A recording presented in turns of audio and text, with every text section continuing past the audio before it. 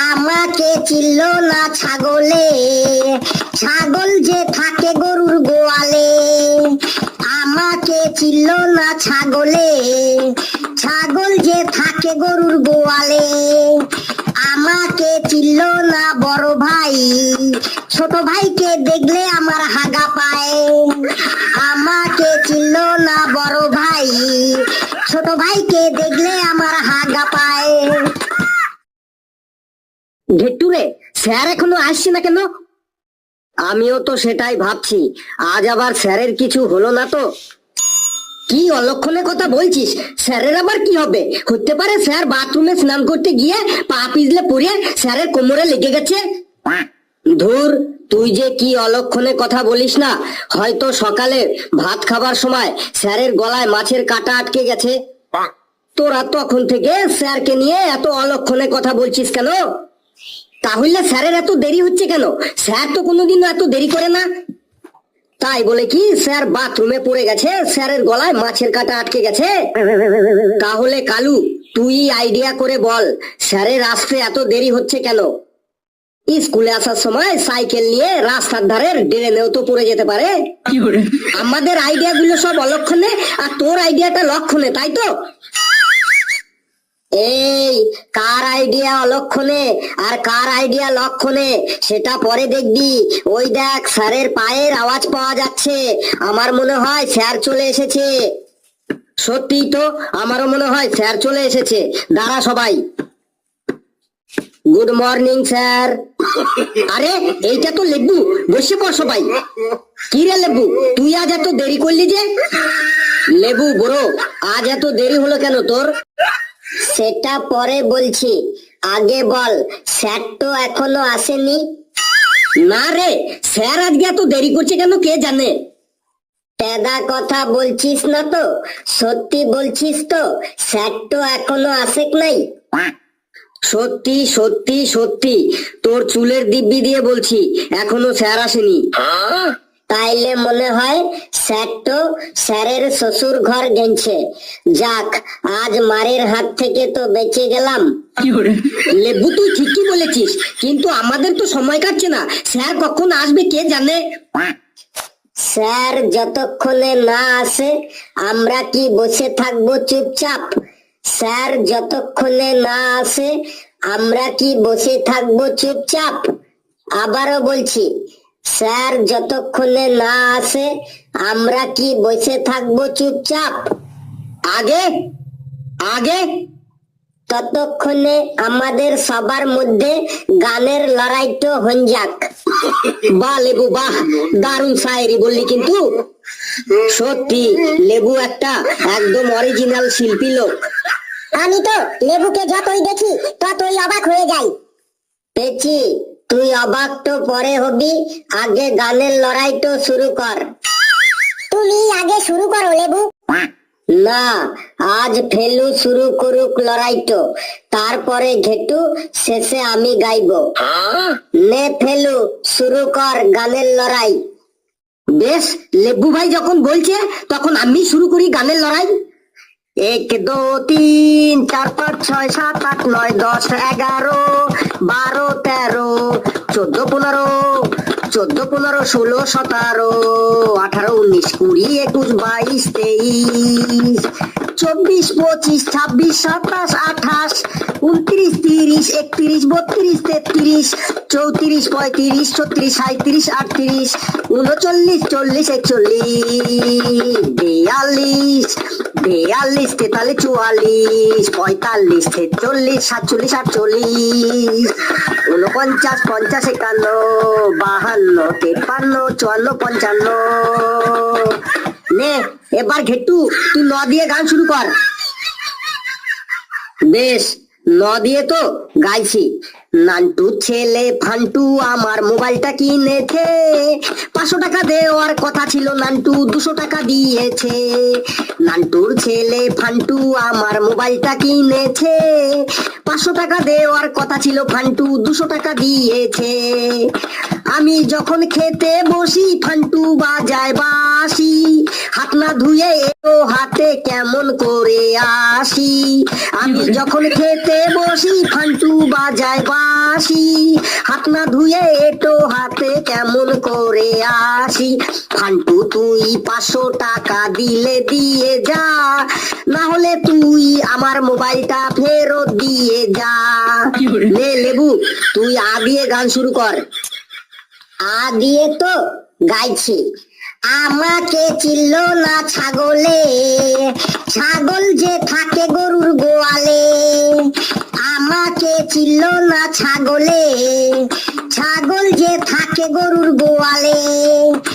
আমাকে চিনল না বড় ভাই, ছোট ভাইকে দেখলে আমার হাগা পায়। আমাকে চিনল না বড় ভাই, ছোট ভাইকে দেখলে আমার হাগা পায়। এই কি হচ্ছে এইসব? তোরা কি এখানে বরযাত্রী এসেছিস নাকি কনে যাত্রী এসেছিস? আমার আসতে একটু লেট হয়েছে আর তোরা সব গান শুরু করে দিয়েছিস। আর লেবু, তোকে তো আজ আমি মেরে একদম স্যাম স্যাম স্যাম স্যাম পুরো ডান্স বানিয়ে ছাড়বো। তোর যদি এতই গানের শখ থাকে তাহলে তুই এই স্কুলে ভর্তি হয়েছিস কেন? তুই কোনো গান সঙ্গীতের স্কুলে চলে যা, যেখানে সারাদিন গান গাইতে পারবি। সবাই গান তো করলো, কিন্তু মাঝখান থেকে আমি ফেঁসে গেলাম। স্যার, আমিও তো ঠিক বলেছি, সোনার দোকানেও তো পাওয়া যায় বটে। সোনা প্রথম সোনার দোকানে পাওয়া যায়, তাহলে এরপর আমি যদি বলি চা কোথায় পাওয়া যায়, তুই বলবি চায়ের দোকানে। যদি বলি ডিম কোথায় পাওয়া যায়, তুই বলবি ডিমের দোকানে। যদি বলি দুধ কোথায় পাওয়া যায়, তুই বলবি দুধের দোকানে। তোকে দাঁড়াতে বলেছি, দাঁড়িয়ে থাক, না হলে কিন্তু তোকে মুরগি বানিয়ে গোটা স্কুলটাতে পাই পাই করে ঘোরাবো। ওটাকে কালু নাকি? কালু, তুই দাঁড়া। দাঁড়িয়েছি স্যার। কালু, তুই বল, পৃথিবীটা পাই পাই করে ঘুরছে, কিন্তু তা সত্ত্বেও আমরা সবাই পৃথিবী থেকে ছিটকে পড়ছি না কেন? স্যার, আমাদের সবার পায়ের নিচে চুম্বক লাগানো আছে, তাই আমাদের পা গুলো সব পৃথিবীর সাথে একদম ছিটকে আছে, তাই আমরা কেউ ছিটকে পড়ছি না।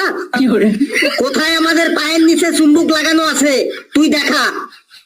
স্যার, চুম্বকটা আমাদের পায়ের ভেতরে একদম চামড়ার নিচে সেট করা আছে, উপরওয়ালা একদম সেট করে দিয়েছে, আপনি দেখতে পাবেন না। একদম ভুল অ্যান্সার। পেশি, তুই বল, পৃথিবীটা পাই পাই করে ঘুরছে, কিন্তু তা সত্ত্বেও আমরা পৃথিবী থেকে ছিটকে পড়ে যাচ্ছি না কেন?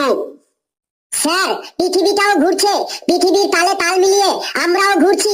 খুব সুন্দর একটা ড্রাইভার পৃথিবীটাকে চালাচ্ছে, কখনো ব্রেক মারছে না, তাই আমরাও ছিটকে পড়ছি না। যদি ঘুরতে ঘুরতে পৃথিবীটার ড্রাইভার একবার ব্রেক মারে, তাহলে আমরা ছিটকে মিটকে এপার ওপার হয়ে যাব। দেখেছো, আমি প্রশ্ন করেছি পৃথিবীটা পাই পাই করে ঘুরছে, আর আমরা পৃথিবী থেকে ছিটকে পড়ছি না কেন? আর অ্যান্সারে কেউ বলছে পায়ের নিচে চুম্বক লাগানো, কেউ বলছে ড্রাইভার ব্রেক মারা। মানে তোদের মাথায় যা আসে তোরা তাই বলে দিচ্ছিস। মনে হয় কি তোদের পরমাণু বোমা একদম গুলিয়ে গুলিয়ে খাইয়ে দি। হাবলু, তুই বলতো অ্যান্সারটা। স্যার, পৃথিবীর মাধ্যাকর্ষণ শক্তির টানের জন্য আমরা পৃথিবী থেকে কেউ ছিটকে পড়ি না। বাহ হাবলু, ভেরি গুড। তুই একমাত্র এই ক্লাসটার মান সম্মানটাকে বাঁচিয়ে রেখেছিস। তুই বাড়ি যাবার সময় আমার কাছ থেকে একটা বাবুল কাম নিয়ে যাস। কিরে ফেলু, তুই চুপচাপ ঘাপটি মেরে বসে আছিস কেন? তুই দাঁড়া। বললুন স্যার, আপনার কি সেবা করতে পারি? আমার কোনো সেবা তোকে করতে হবে না। তোকে আমি ভূগোল থেকে একটা 10 নম্বরের কোশ্চেন ধরি। কোশ্চেনটা খুবই ইম্পর্ট্যান্ট, 1956 সাল থেকে পরীক্ষায় লাগাতার চলে আসছে। এত ইম্পর্ট্যান্ট কোশ্চেন স্যার, দেরি না করে তাড়াতাড়ি ধরুন স্যার। নে, তুই সুন্দরবনের প্রাকৃতিক বৈশিষ্ট্যগুলি বর্ণনা কর, কিন্তু মনে রাখিস উল্টো পাল্টা কিছু বলবি না কিন্তু। স্যার, সুন্দরবনের প্রাকৃতিক বৈশিষ্ট্য বলছি স্যার। স্যার, সুন্দরবন হইল পশ্চিমবঙ্গ ও বাংলাদেশের একদম দক্ষিণে অবস্থিত এক গভীর বনভূমি। এই বনভূমিতে প্রচুর সুন্দরী গাছ আছে, তাই এর নাম রাখা হয়েছে সুন্দরবন। এই সুন্দরবনে নানা প্রজাতির প্রাণী বসবাস করে, যেমন জলে থাকে কুমির, আর ডাঙায় থাকে বাঘ, হাতি, গন্ডার, হরিণ। হরিণের সাথে সাথে সুন্দরবনে শিয়ালও দেখতে পাওয়া যায়। এই শিয়ালের 4টে পা আছে, কাঁঠাল পাতার মতো 2টো কান আছে, 5 ব্যাটারি টর্চ লাইটের মতো দুটো চোখ আছে, হ্যান্ড ট্রাক্টরে ফালের মতো 32টা দাঁত আছে, ফুল ঝাড়ুর মতো একটা লেজ থাকে, সারা গায়ে পাপোশের মতো লোমে ভর্তি, চালু পড়া মুখ দিয়ে একটা শিয়াল যখন হাত ছাড়ে হুক্কা হুয়া তখন দলের বাকি শিয়ালগুলো চেঁচিয়ে ওঠে কেয়া হুয়া। স্যার কেমন লাগলো সুন্দরবনের প্রাকৃতিক বৈশিষ্ট্যগুলি? তোকে আমি বললাম সুন্দরবন সম্পর্কে বলতে, আর তুই শিয়াল সম্পর্কে বলে দিলি। কেন স্যার, সুন্দরবনেও তো শিয়াল থাকে। বেশ, তুই এবার আন্টার্কটিকা মহাদেশের বৈশিষ্ট্যগুলি বল, এটাও খুব ইম্পর্টেন্ট কোশ্চেন। ছেলেটাকে আজ শিয়ালে ধরেছে, ও আজ সব শিয়াল দিয়েই চালাইবে বটে। স্যার আন্টার্কটিকা মহাদেশের বৈশিষ্ট্য বলছি স্যার। স্যার আন্টার্কটিকা মহাদেশ হইল পৃথিবীর একদম দক্ষিণে অবস্থিত। এই মহাদেশটি একদম সারা বছর বরফে ঢাকা থাকে। এই মহাদেশে নানা প্রজাতির প্রাণী দেখতে পাওয়া যায়, যেমন পেঙ্গুইন পাখি, সিল মাছ, মেরু ভল্লুক, তারপরে মেরু শিয়ালও দেখতে পাওয়া যায়। আর এই শিয়ালের 4টে পা আছে, কাঁঠাল পাতার মতো 2টো কান আছে, 5 ব্যাটারি টর্চ লাইটের মতো 2টো চোখ আছে, হ্যান্ড ট্রাক্টরে ফালের মতো 32টা দাঁত আছে, ফুল ঝাড়ুর মতো একটা লেজ থাকে, সারা গায়ে পাপোশের মতো লোমে ভর্তি, চালু পড়া মুখ দিয়ে একটা শিয়াল যখন হাত ছাড়ে হুক্কা হুয়া তখন দলের বাকি শিয়ালগুলো চেঁচিয়ে ওঠে কেয়া হুয়া।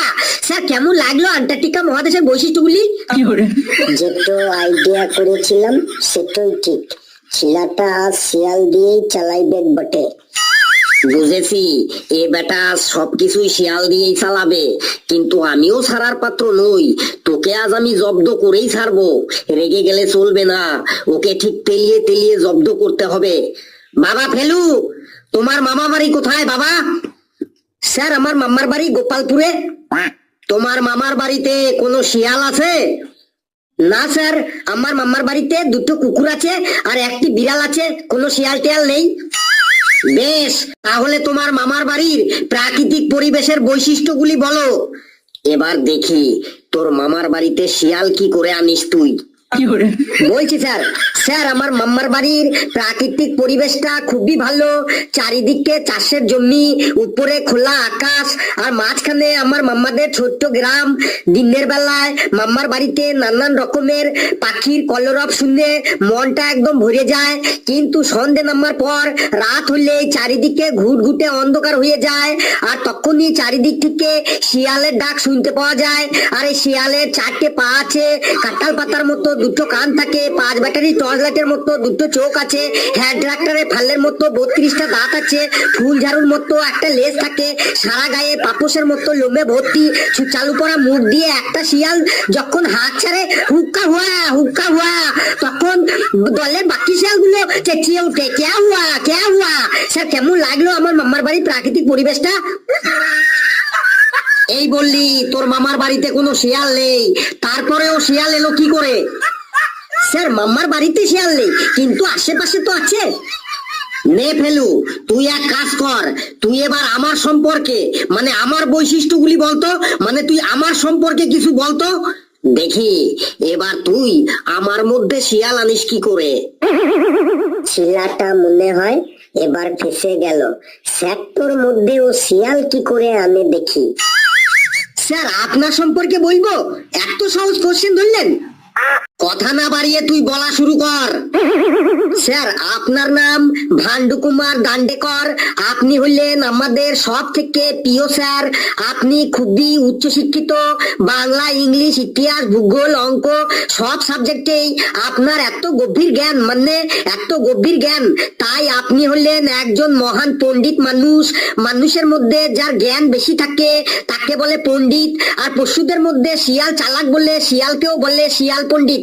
আর এই শিয়ালের 4টে পা আছে, কাঁঠাল পাতার মতো 2টো কান আছে, 5 ব্যাটারি টর্চ লাইটের মতো 2টো চোখ আছে, হ্যান্ড ট্রাক্টরে ফালের মতো 32টা দাঁত আছে, ফুল ঝাড়ুর মতো একটা লেজ আছে, সারা গায়ে পাপোশের মতো লোমে ভর্তি, চালু পড়া মুখ দিয়ে একটা শিয়াল যখন হাত ছাড়ে হুক্কা হুয়া তখন দলের বাকি শিয়ালগুলো চেঁচিয়ে ওঠে কেয়া হুয়া। স্যার কেমন লাগলো স্যার আপনার সম্পর্কে? এই তুই থাম, আর নিতে পারছি না আমি, তোকে আর শিয়ালে ধরেছে, শিওর তোকে আর শিয়ালে ধরেছে। এই তোরা বস, আমি যাই, খুব জল তেষ্টা পেয়েছে আমার। কি সাংঘাতিক রে। বন্ধুরা ভিডিওটি কেমন লাগলো আপনারা কমেন্টসে জানাবেন, আর ভিডিওটি লাইক করবেন, যত পারেন শেয়ার করবেন, আর চ্যানেলটিকে সাবস্ক্রাইব করিয়ে আমাদের সাথেই থাকবেন। হাসতে থাকুন, সুস্থ থাকুন, যত বেশি হাসবেন তত বেশি সুস্থ থাকবেন। আর একটা শিয়াল যখন ডেকে ওঠে হুক্কা হুয়া, আর পালের মানে দলের সব শিয়াল গুলো হচ্ছে চেয়ে ওঠে ক্যা হুয়া ক্যা হুয়া। হাই বন্ধুরা, আমি প্রীতম। এপিপি ওয়ার্ল্ডের সমস্ত কার্টুনগুলো আমরাই তৈরি করি। অবশ্য আমার সঙ্গে আমার ফুল টিমও রয়েছে। বন্ধুরা, একটা ভিডিও বানাতে আমাদের প্রচুর কষ্ট করতে হয়। প্রচুর কষ্ট মানে প্রচুর কষ্ট করতে হয় বন্ধু, যেটা তোমরা বুঝতে পারবে না। তাই বন্ধু, তোমাদের কাছে হাত জোর করে একটা রিকোয়েস্ট করছি, যদি আমাদের ভিডিওগুলো তোমাদের ভালো লেগে থাকে প্লিজ একটু সাবস্ক্রাইব করে দিও চ্যানেলটাকে, আর একটা লাইক, একটা কমেন্ট ও একটা শেয়ার করে দিও। কেননা তোমাদের একটা লাইক, একটা কমেন্ট, একটা শেয়ার আমাদের আরো বেশি করে উৎসাহিত করে যে আরো নতুন নতুন ফানি ভিডিও বানাতে, নতুন নতুন হাসির ভিডিও বানিয়ে তোমাদেরকে উপহার দিতে।